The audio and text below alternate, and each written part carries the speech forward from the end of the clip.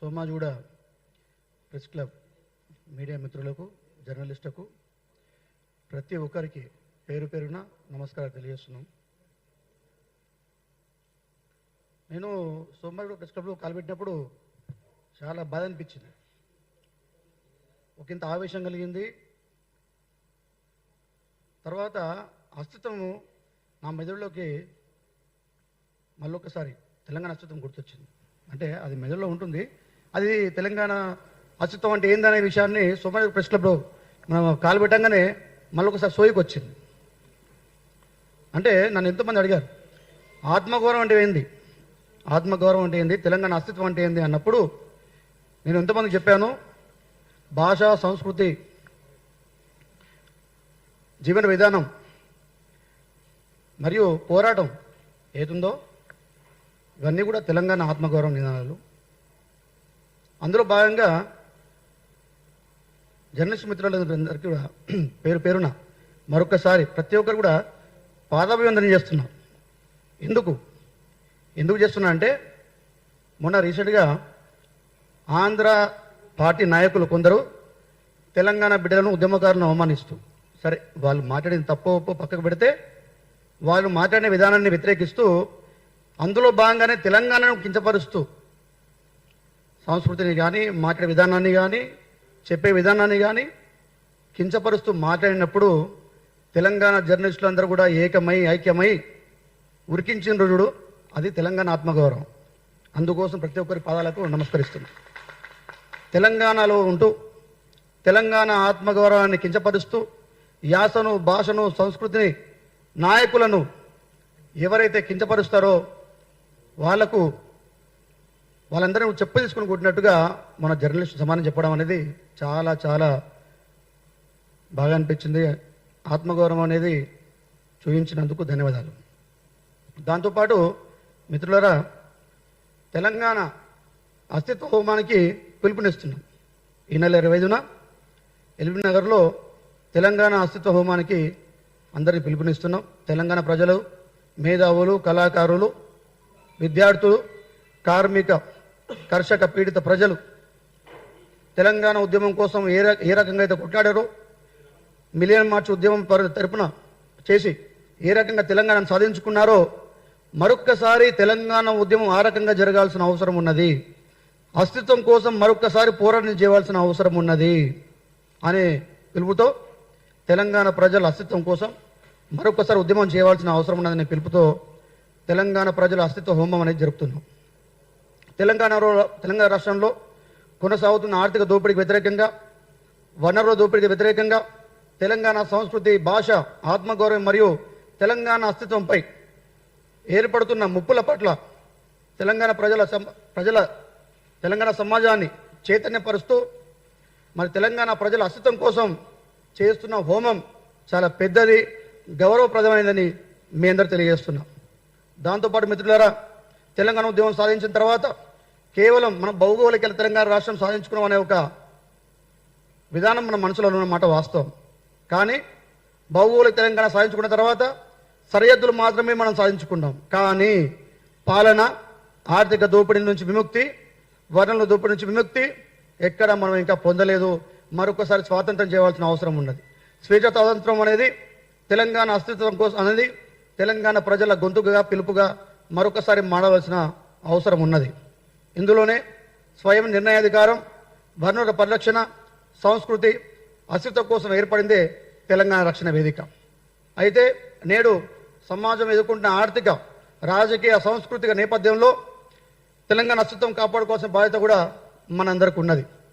LB నగర్లో జరగబోయే తెలంగాణ అస్తిత్వ హోమం అనేది తెలంగాణ వర్గాలన్నీ కూడా వచ్చి ఆ రోజు పూజా కార్యక్రమంలో పాల్గొని ఎవరైతే తెలంగాణ రాష్ట్రానికి ఎవరి నుంచి అయితే ముప్పు పొంచి ఉందో ఆ ముప్పు పొంచి ఉన్న ఆ రాక్షసులను ఆ హోమగుండంలో వేసి కాల్చవలసిన అవసరం ఉన్నదని ఈ సందర్భంగా పిలుపు వేస్తున్నాం. ఈ నేపథ్యంలోనే మనం 2026 జూన్ 25వ తేదీన ఎల్బీ నగర్లో తెలంగాణ అస్తిత్వ హోమం నిర్వహించబడుతుంది. మీ ఆధ్వర్యంలో తెలంగాణ జర్నలిస్టులు మరియు మీడియా మిత్రుల ఆధ్వర్యంలో ఈ యొక్క హోమ కార్యక్రమాన్ని 20వ తేదీన జరపబడుతున్నాం అని చెప్పడానికి చాలా సంతోషపడుతున్నాం. మా పిలుపై మీరు పిలుపుగా జర్నలిస్టు ప్రజా మిత్రులందరూ కూడా ప్రజలందరికీ ఒక పిలుపుగా మీ తరపు నుంచి పిలుపునిస్తున్నాం. ప్రతి ఒక్కరూ వందలాదిగా వేలాదిగా లక్షలాదిగా తరలి వచ్చి తెలంగాణ ఐక్యమత్యంగా ఉంది, తెలంగాణ ప్రజలందరూ ఐక్యంగా ఉన్నారు, పోరాటాలు చేయడానికి ఎప్పుడు వెనుకడరని చెప్పి ఆ రోజు హోమగుండం ఆధ్వర్యంలో హోమగుండం సాక్షిగా మీరు చెప్పవలసిన అవసరం ఉన్నది.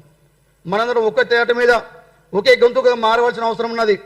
ఆ రోజు తెలంగాణ రాష్ట్రంలో ఎల్బీనగర్లో జరిగే హోమానికి కళాకారులు, మేధావులు, కార్మికులు, కర్షకులు, చిన్న పెద్ద ప్రతి ఒక్కరు కూడా ఆ రోజు హోమానికి తరలి రావాలని కోరుతున్నాం. అందులో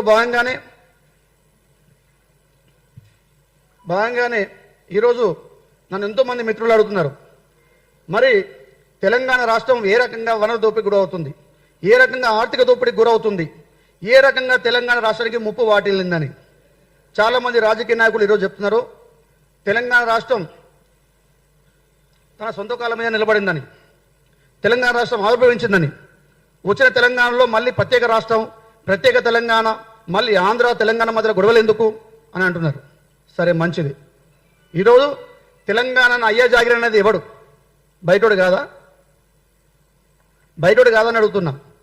నా తెలంగాణ గడ్డ మీద కాలు పెట్టి తెలంగాణని అయ్యా జాగిరి అన్నాడంటే వానికి ఎంత ధైర్యం? అంటే ఉద్యమాలు అయిపోయినాయి, తెలంగాణ రాష్ట్రం వచ్చింది, ప్రజలకు సోయలేదు అనుకుంటున్నారా? ఇది కరెక్టా? కాదు బిడ్డ. పోరాటం అనేది మా మెదడులో ఉంది, మా శరీరంలో ఉంది, మా చెయ్యి ఎప్పుడు ఎత్తి జై తెలంగాణకు సిద్ధంగా ఉందనే విషయాన్ని గుర్తు చేస్తున్నాం.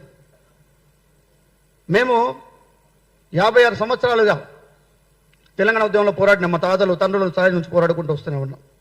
స్వరాష్ట్రం వచ్చిన తర్వాత మా భూములు, మా నిధులు, మా నీళ్లు, మా ఉద్యోగాలు మాకు వస్తాయని మేము సంతోషపడ్డాం.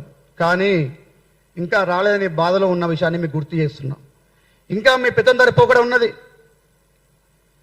ఇంకా మీ ఆర్థిక దోపిడీ కొనసాగుతున్నది, ఇంకా కబ్జాలు ఉన్నాయి, ఇంకా మారణ హోమానికి ఇంకా పాల్పడే మీ దారులు ఉన్నాయి. అవన్నీ మూసుకోవాల్సిన అవసరం ఉన్నది. ఈరోజు కూడా తెలంగాణ రాష్ట్రం మీద మీ పెత్తందారి వ్యవస్థ కొనసాగుతుందా లేదని ఒకసారి మీరు ప్రశ్నించుకోండి. ఇంకా ఆంధ్ర వాళ్ళు కబ్జాలు చేస్తున్నారా లేదా? ఇంకా కబ్జాలు జరుగుతున్నమాట వాస్తవా కాదా? ఒకవైపు కబ్జాలు చేస్తున్న వైపు ఇంకోవైపు చూస్తుంటే మరోవైపు ఆర్థిక దోపిడీ కొనసాగుతున్న మాట వాస్తవం కదా? ఈరోజు మీడియా మీద పెత్తనం లేదా? ఈరోజు విద్యాసంస్థల మీద పెత్తనం లేదా? హాస్పిటళ్ళ మీద పెత్తనం లేదా? ఎక్కడ మాకు భాగం ఉన్నది, ఎక్కడ మాకు స్వాతంత్రం ఉన్నది, ఎక్కడ మాకు స్వేచ్ఛ వాయువులు ఉన్నాయనే విషయాన్ని నేను అడుగుతున్నా. ఈరోజు విద్యా వ్యవస్థలోకి వచ్చారు, 2 లక్షల రూపాయల ఫీజు చేసుకొచ్చి ఈరోజు గుజరాతీ, మార్వాడి, ఆంధ్ర ప్రతి ఒక్కరు వచ్చిండ్రు. నాన్ లోకల్ కేటగిరీస్ వచ్చి మా దగ్గర కార్పొరేట్ సంస్థను నెలకొల్పారు. ఈరోజు విద్యా విధానాన్ని పూర్తిగా భ్రష్టు పట్టించిండ్రు. విద్యని వ్యాపారంగా మార్చిన మాట వాస్తవమా కాదా అని అడుగుతున్నా. దాంతోపాటు ఈరోజు మొన్న రీసెంట్గా మాట్లాడినారు చాలామంది పెద్దలు, తెలంగాణ రాష్ట్రంలో ఆంధ్ర సినిమాలు నడవనీయరా అని అడిగారు నన్ను. సరే, మంచిది. మొన్న రీసెంట్గా రిలీజ్ అయిన ఒక సినిమా ఉన్నది పెద్ది అని, రామ్ చరణ్ తేజ గారు హీరోగా నటించారు. విజయనగరం బ్యాక్డ్రాప్, విజయనగరంలోనే కేవలం ఆటగాళ్ళు ఉన్నట్టుగా చూపించారు. తెలంగాణ రాష్ట్రంలో ఉంటూ తెలంగాణ ప్రజలు సినిమా చూస్తుంటే కూడా ఈ రోజు కూడా మీ కల్చర్ని మానవీయతను రుద్దుతుంటే మేము చూస్తూ భరించాలని అడుగుతున్నా. మెసేజ్ ఓరియంటెడ్ సినిమా అంటున్నారు. మా తెలంగాణ మీద మెసేజ్ లేదా మీకు? మాకు ఓరియంటెడ్ లేదా? మా మీద మా సంస్కృతి మీద మీకు చిత్తశుద్ధి లేదని అడుగుతున్నా. అంటే ఈ రోజు కూడా మా మీద పెత్తందారీ వ్యవస్థ కొనసాగుతున్న మాట వాస్తవం. దాంతోపాటు గుజరాతీ, మార్వాడి, రాజస్థానీలకు వ్యతిరేకంగా మేము ఉద్యమాలు చేయదలుచుకున్నాం. ఎందుకు గో బ్యాక్ మార్వాడి అంటున్నాం అంటే, ఈరోజు హైదరాబాద్లో ఉన్న మీరు పల్లెకు వచ్చిండ్రు, గ్రామీణ ప్రాంతాలకు వచ్చిండ్రు. గ్రామీణ ప్రాంతాలకు వచ్చి కిరాణా షాపులు ఆక్యుపై చేసుకున్నారు, ఇల్లు కొంటున్నారు, బంగారం షాపులు పెడుతున్నారు, పానీపూరి బండ్లు పెడుతున్నారు. బంగారం షాపులతో పాటు పానీపూరి బండితో పాటు చెప్పుల షాపుల్లో పతాడు మా చేతివృత్తుల్ని పూర్తిగా గుంజుకొని మీరు ఈరోజు లబ్ధి పొందుతున్నారు. మేము బయటి వాళ్ళమైనామో మీరు లోపల వాళ్ళు అయ్యిండ్రు. ఈ రకంగా మీ నిరంకుశ ధోరణి కొనసాగుతూనే ఉంది, ఆర్థిక దోపిడీ కొనసాగుతూనే ఉంది.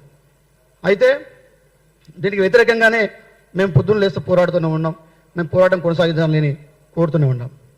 అందుకే మిత్రులారా, మేము ఒకటే అంటున్నాం, తెలంగాణ రాష్ట్రంలో ఉన్న ఆర్థిక దోపిడీకి వ్యతిరేకంగా 25న జరిగే హోమానికి ప్రతి ఒక్కరు రావాలి, ఐక్యంగా ముందుకు సాగాలి, అక్కడ కూర్చోవాలి, మన మంచి చెడులు మన తెలంగాణ రాష్ట్రానికి జరుగుతున్న అన్యాయంపై మాట్లాడాలి. ఆ రోజు హోమంలో పాల్గొని ప్రతి ఒక్కరు కూడా దాన్ని విజయవంతం చేయాలని కోరుతున్నాం. దాంతోపాటు మిత్రులారా, ఇంకొక విషయం మీరు చెప్పాలనుకుంటున్నా. స్వరాష్ట్ర రాష్ట్ర సాధన తర్వాత మనకెక్కడ కూడా అన్యాయమే జరిగింది తప్ప న్యాయం జరగలేదనే మాట కూడా మీ అందరికి మరొకసారి గుర్తు చేస్తున్నా. అందుకే న్యాయం జరిగే దిశగా మేధావులు, కవులు, కళాకారులు, విద్యార్థులు, ప్రజలందరూ కూడా ఐక్యంగా రావాల్సిన అవసరం ఉన్నది. ఈరోజు తెలంగాణ రాష్ట్రంలో మేధావులు మౌనం వహిస్తున్నారు. ఆ మౌనం ఎవరికి పెట్టుబడిదారీ వ్యవస్థగా మారిందని మరొకసారి ప్రశ్నిస్తున్నాం. మేధావులు ఎందుకు మౌనంగా ఉన్నారని చెప్పి, ఆ మౌనం వల్ల ఎవరికి నష్టం కలుగుతుందని చెప్పి ఆలోచించాల్సిన అవసరం ఉన్నదని మరొకసారి ప్రశ్నిస్తున్నాం మిత్రులారా. అందుకే తెలంగాణ రాష్ట్ర రక్షణ వేదిక ఏర్పాటు చేయడం జరిగింది. ఈ రోజు నుంచి ఈ రాష్ట్రంలో ఎవరైతే ఆర్థిక దోపిడీ పాల్పడుతున్నారో వారికి వ్యతిరేకంగా పనిచేస్తుంది. ఎవరైతే భూముల కబ్జాకు పాల్పడుతున్నారో వారికి వ్యతిరేకంగా పనిచేస్తుంది. ఎవరైతే తెలంగాణ ప్రజల తెలంగాణ ప్రజలకు అనుకూలంగా పాలకులు వివరించకపోతే వాళ్ళని వ్యతిరేకించే విధంగా, వాళ్ళని ప్రశ్నించే విధంగా తెలంగాణ రక్షణ వేదిక ఖచ్చితంగా పోరాటం చేస్తున్నాను మిత్రులారా. మీ అందరూ తెలియజేస్తున్నాం. పోరాటం మా మెదడులో ఉన్న విషయాన్ని మరొకసారి గుర్తు చేస్తున్నాం మిత్రులారా. మాకు సమ్మక్క సారలక్క వాళ్ళ దీవెనలు ఉన్నాయి, మాకు సర్దార్ సర్వాయి పాపన్న ఆశస్సులు ఉన్నాయి, మాకు పనగ సాయన్న ఆశస్సులు ఉన్నాయి.